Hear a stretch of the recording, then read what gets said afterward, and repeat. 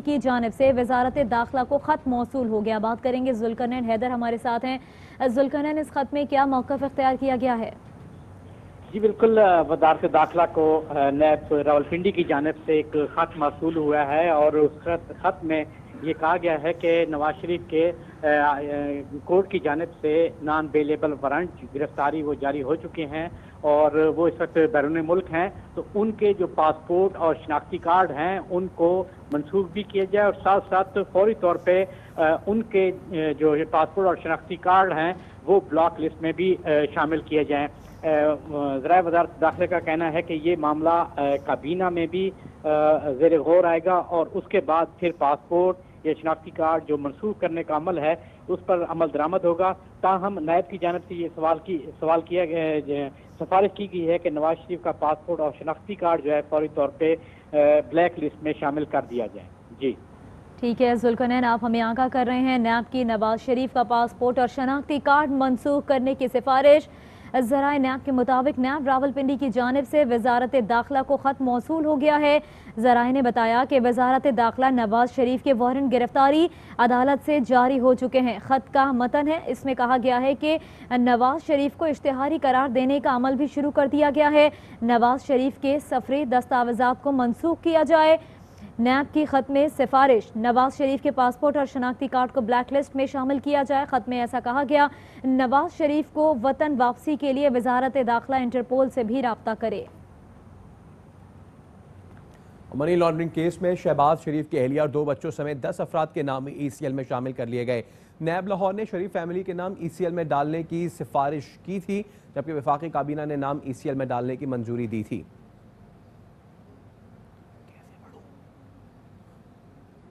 आपको बताएं कि मनी लॉन्ड्रिंग केस में शहबाज शरीफ की अहलिया और 2 बच्चों समेत 10 अफराद के नाम ECL में शामिल कर लिए गए हैं। नैब लाहौर ने शरीफ फैमिली के नाम ECL में डालने की सिफारिश की थी। पाकिस्तान में सोशल मीडिया के इस्तेमाल के लिए नए रूल्स लागू करने की तैयारी। पाकिस्तान टेली कम्युनिकेशन अथॉरिटी ने नए ऑनलाइन रूल्स तैयार कर लिए हैं। बात करेंगे, हमारे नुमाइंदे अब्दुल कादिर हमारे साथ हैं। अब्दुल कादिर, क्या तजावीज़ हैं नए रूल्स के लिए? देखिए, इस्लाम, दिफा, पाकिस्तान, पब्लिक ऑर्डर के बारे में गलत मालूमात और फहश मवाद पर पाबंदी आयद कर दी गई है। सोशल मीडिया कंपनियां पाकिस्तान के वकार, सलामती, दिफा के खिलाफ मवाद ख़त्म करने की पाबंद होंगी। पाकिस्तान में ये सोशल मीडिया के इस्तेमाल के लिए नए रूल्स लागू करने की तैयारी शुरू कर दी गई है। पाकिस्तान टेली कम्युनिकेशन अथॉरिटी ने ऑनलाइन रूल्स तैयार किए थे, उसकी वज़ीर आज़म और वफाकी काबीना ने मंजूरी दे दी है। मजहबी मुनाफरत या तौहीन रसालत पर मबनी मवाद पर भी पाबंदी होगी। इसके साथ साथ जो दीगर फहश मवाद है या इस्लाम मीडियम के खिलाफ नफरत अंगेज, शरपसंदी और फसादात फैलाने वाले अनासर जो है उनके खिलाफ कार्रवाई हो सकेगी। जो वफाकी वजीर हैं बराए इंफॉर्मेशन टेक्नोलॉजी सैयद अमीनुल हक, उनसे हमारी बात भी हुई है। उन्होंने तस्दीक की है इस बारे में कि वफाकी काबीना ने नए सोशल मीडिया कवानीन की मंजूरी दे दी है। उन्होंने कहा है कि वजारत IT आवाम को साफ सुथरा सेहतमंद सोशल मीडिया फराहम करना चाहती है और ऐसा मीडियम जो नफरत अंगेजी, शरपसंदी और फसादात फैलाने वाले अनासर से पाक हो, वो मुआशरे को देना चाहते हैं। इस सिलसिले में वजारत IT की एक कमेटी कायम की गई थी, जिन्होंने तमाम रूल्स का जायजा लेकर ये समरी वफाकी काबीना को इरसाल की थी और 8 अक्टूबर को ये नए रूल मंजूर कर लिए गए हैं। इन रूल्स के मुताबिक सोशल मीडिया कंपनियां या सर्विस प्रोवाइडर कम्युनिटी गाइडलाइंस तश्कील देंगी और अपने अपने ऑफिस जो है वो पाकिस्तान में कायम करने की पाबंद होगी। ठीक है, बहुत शुक्रिया अब्दुल कादिर। NCOC की जानिब से शादी हॉल्स के हवाले से गाइडलाइंस जारी कर दी गई है। एलामिये में कहा गया है कि कोरोना के बायस दुनिया भर में बड़ी तकरीबात पर पाबंदी है। बात करेंगे अपने नुमाइंदे जहांगीर खान से। जी जहांगीर। जी बिल्कुल, NCOC की जानिब से जारी एलामिया में बताया गया है कि मुल्क में कोरोना की सूरत हाल चूँकि हल्की फुल्की खराब होती हुई दिखाई दे रही है, लिहाजा इस हवाले से शादी हॉल्स का किरदार बहुत अहमियत का हामिल है। शादी हॉल्स जो हैं ये खुसूसन कोरोना के हवाले से इंतहाई अहम गर्दाने जा रहे हैं। लिहाजा अब NCOC की जानिब से मुतल्लिका जो फरीक़ैन हैं उनसे मुशावरत के बाद अब शादी हॉल से मुतल्लिक बाकायदा गाइडलाइंस मुरतब की गई हैं और शादी हॉल्स कोरोना वायरस से मुतल्लिक हाई रिस्क सेक्टर है, ऐसा कहना है NCOC का। अब ये बताया गया है कि शादी हाल के अंदर होने वाली तकरीब में 300 मेहमान शरीक हो सकेंगे, जबकि शादी हाल की ही आउटडोर तकरीब में 500 मेहमान शरीक हो सकेंगे। तकरीब का दौरानिया 2 घंटे का होगा। शादी हाल में मुनक़िदा तकरीब रात 10 बजे खत्म करने की इंतजामिया पाबंद होगी और इस दौरान SOPs पर सख्ती से अमल दरामद यकीनी बनाना होगा। अगर शादी हाल इंतजाम में SOP खिलाफवर्जी की मुर्तकिब पाई जाती है तो उस सूरत में शादी हाल को भारी जुर्माना भी किया जाएगा और मखसूस मुद्दत के लिए उसको सील किया जाएगा। NCOC के मुताबिक दुनिया भर में बड़ी तकरीबात पर पाबंदी आयद है, क्योंकि बड़ी तकरीबात कोरोना वायरस के फैलने के हवाले से इंतहाई अहम गर्दानी जाती है और कोरोना का फैलाव रोकने के लिए बड़ी तकरीबात से गुरेज नागुज़ीर है। NCOC के मुताबिक मुल्क भर में शादी हाल के लिए अब नए जो गाइडलाइंस हैं वो वज़ा कर दी गई हैं और इस पर अमल दरामद सख्ती से यकीनी बनाना मकामी इंतजामिया शादी हाल की इंतजामिया के साथ मिलकर यकीनी बनाएगी। बहुत शुक्रिया आपका जहांगीर। और भारत एक बार फिर बेनकाब। भारत आलमी सतह पर दहशत गर्दी के साथ साथ मजहबी इंतहा पसंदी भी फैला रहा है। मोदी सरकार की इंतहा पसंद पॉलिसियां दुनिया भर में बेनकाब होने लगी। अमरीकी मैगजीन ने दुनिया भर में मजहबी इंतहा पसंदी फैलाने वाले भारत के खिलाफ नोटिस लेने का मुतालबा कर दिया। अमरीकी मैगजीन फॉरेन पॉलिसी ने भारत की इंतहा पसंद पॉलिसी तबाहकुन और दुनिया के लिए खतरा करार दे दी।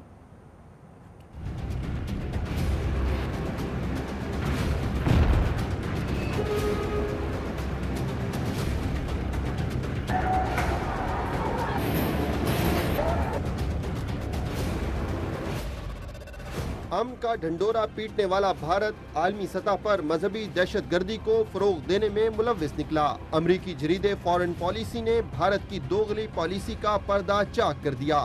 भारत की हिंदू इंतहा पसंद पॉलिसी को दुनिया के लिए तबाहकुन खतरा करार दे दिया।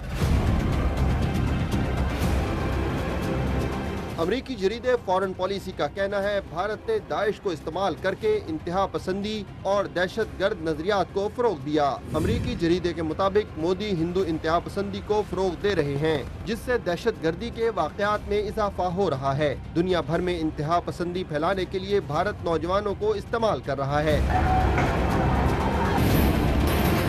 अमरीकी जरीदे के मुताबिक 2019 में ईस्टर के मौके पर श्रीलंका के चर्च धमाकों में भारत और दाइश के मुलव्विस होने के सबूत मिले हैं। धमाके में 269 अफराद लुक़्मे अजल बन गए थे। काबुल में सिखों के गुरुद्वारे पर हमले में भारतीय दहशतगर्द मुलव्विस निकले, जिसमें 25 अफराद मारे गए थे। फॉरेन पॉलिसी का कहना है कि इन हमलों की मंसूबाबंदी में भारतीय हाथ इंतहाई परेशान कुन है। एक तरफ जहां भारत में दीगर मज़ाहिब के मानने वालों से मजहबी आज़ादी छीनी जा रही है और दूसरी तरफ मोदी सरकार मजहबी इंतहा पसंद जमात RSS का नजरिया मुल्क भर में फैलाने के एजेंडे पर अमल पैरा है और अब मुल्क से बाहर भी दाइश के साथ मिलकर इबादत गाहों को निशाना बनाना शुरू कर दिया गया है। तो अमरीकी मैगजीन फॉरेन पॉलिसी में भारतीय दहशत गर्दी से मुतालिक तहलका खेज इंकशाफात हुए हैं। दाइश और भारतीय गठजोड़ का भांडा फोड़ दिया गया है। दाइश और भारतीय गठजोड़ को आलमी और इलाकाई अमन के लिए खतरा करार दिया गया है।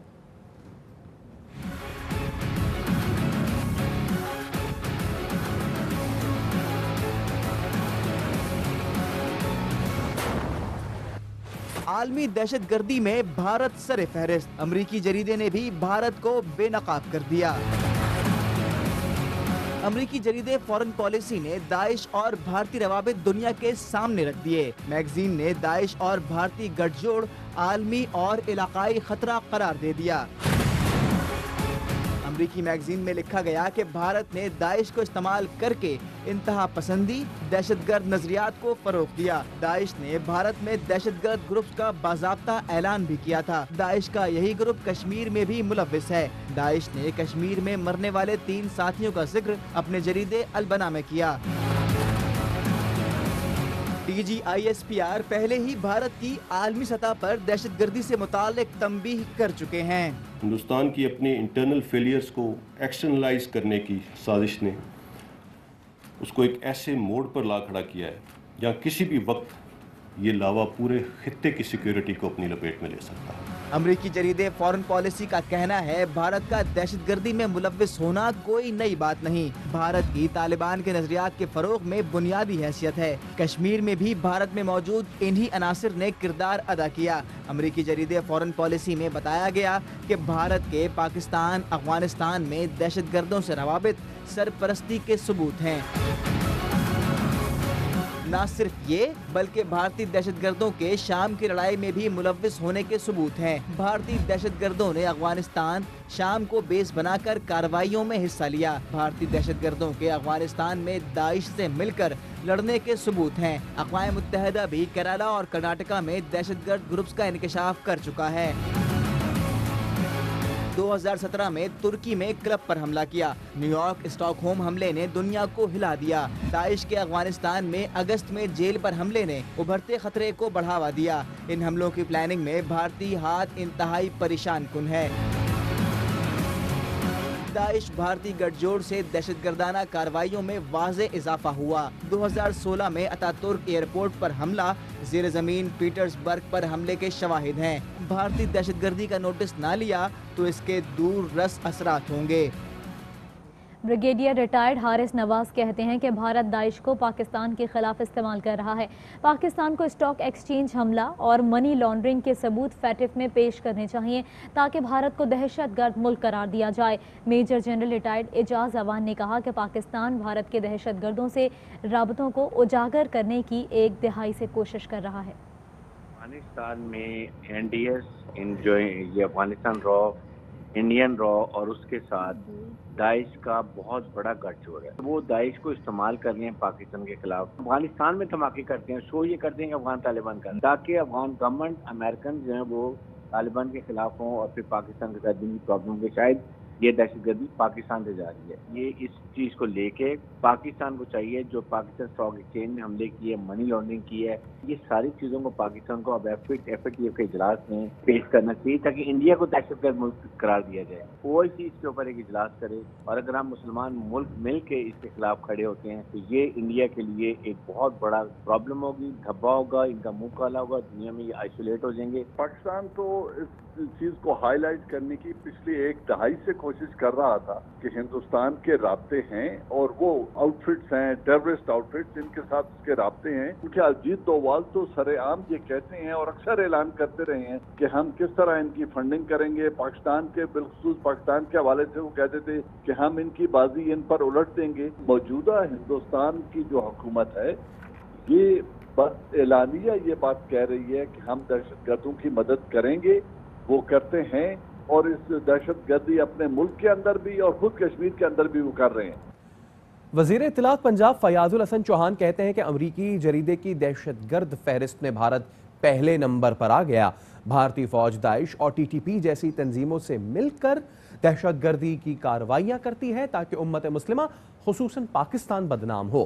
امریکی جریدے نے بھارتی منافقت کی سیاست پر مہر ثبت کر دی۔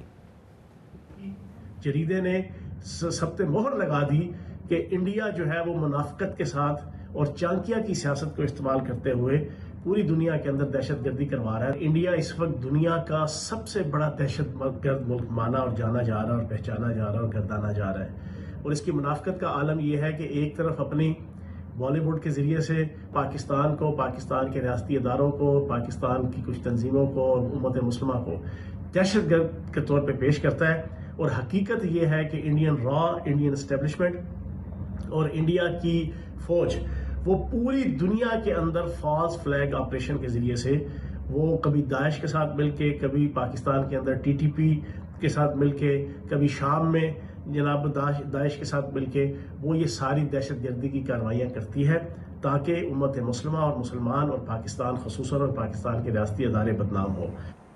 وزیر اعلیٰ پنجاب سے وفاقی وزراء اسد عمر اور فواد چودھری کی ملاقات ہوئی ہے۔ بات کریں گے، خواجہ نصیر ہمارے ساتھ ہیں۔ خواجہ نصیر، کن امور پر گفتگو ہوئی ہے؟ جی بالکل، وزیر اعظم پاکستان عمران خان کی ہدایت پر جو کمیٹی بنائی گئی تھی سیاسی معاملات کو دیکھنے کے لیے پنجاب کے، جس میں وفاقی وزراء شامل تھے، فواد چودھری، شوکت محمود، شاہ محمود قریشی، بریگیڈیئر اعجاز شاہ اور ان کے ہمراہ تھے پرویز خٹک ان کے ہمراہ تھے۔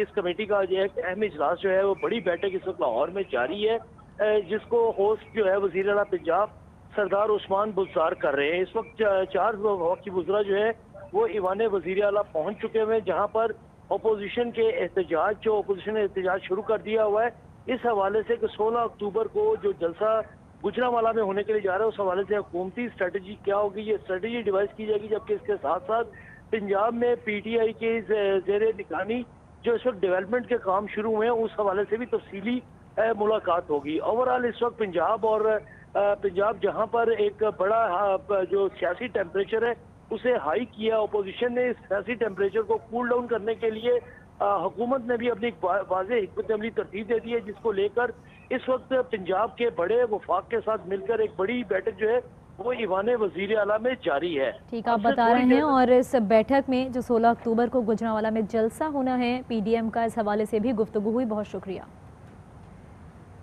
اپوزیشن سے فیصلہ ہی نہیں ہو پا رہا کہ ان کا اسٹاپ کون سا ہے. کبھی کراچی, کبھی کوئٹہ, تو کبھی لاہور میں جلسے کا اعلان کرتے ہیں. پاکستان تحریک انصاف کے رہنما سینیٹر فیصل جاوید کا کہنا ہے کہ اپوزیشن سے فیصلہ اس لیے نہیں ہو رہا کیونکہ عوام ان کے ساتھ نہیں.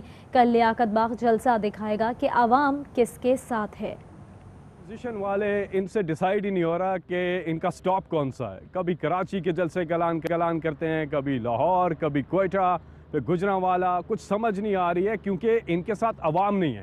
عوام ان سے ایک سوال پوچھتی ہے کہ آپ 30 سال سے یہ وہی چہرے ہیں جو باری باری اقتدار میں آتے رہے لیکن انہوں نے عوام کے لیے کچھ نہیں کیا. ان کے اپنے حالات بہت بہتر ہوئے, ان کی اومنیاں اوپر گئیں, ان کی ٹیٹیاں اوپر گئیں, بیرون ملک اثاثے اوپر گئے, یہ خود بہت زیادہ امیر ہوئے لیکن عوام کا برا حال کیا. عمران خان صاحب جنہیں ابھی سے 2 سال ہوئے ہیں وہ دن رات عوام کے لیے محنت کر رہے ہیں. کل آپ دیکھیں گے کہ لیاقت باغ میں تحریک انصاف کا ایک اجتماع ہو رہا ہے. وہ آپ دیکھیں گے کہ پبلک کھڑی کس کے ساتھ ہے. کل کا اجتماع بتائے گا لیاقت باغ کا کہ آج بھی پبلک جو ہے وہ تحریک انصاف کے ساتھ ہے. آج بھی اسٹریٹ پاور جو ہے وہ عمران خان کی ہے. عوام نے ان چہروں کو, یہ اے پی ڈی ایم جو بھی ہے, ان چہروں کو ریجیکٹ کر دیا ہے. نواز شریف سمیت مسلم لیگ نون کے دیگر رہنماؤں کے خلاف بغاوت کا کیس. ایس پی سی آئی لاہور کی سربراہی میں 4 افسران پر مشتمل جوائنٹ انویسٹیگیشن ٹیم تشکیل دے دی گئی. آئی جی پنجاب پولیس انعام غنی کے حکم پر مقدمے کی تفتیش کے لیے تشکیل دی گئی ہے.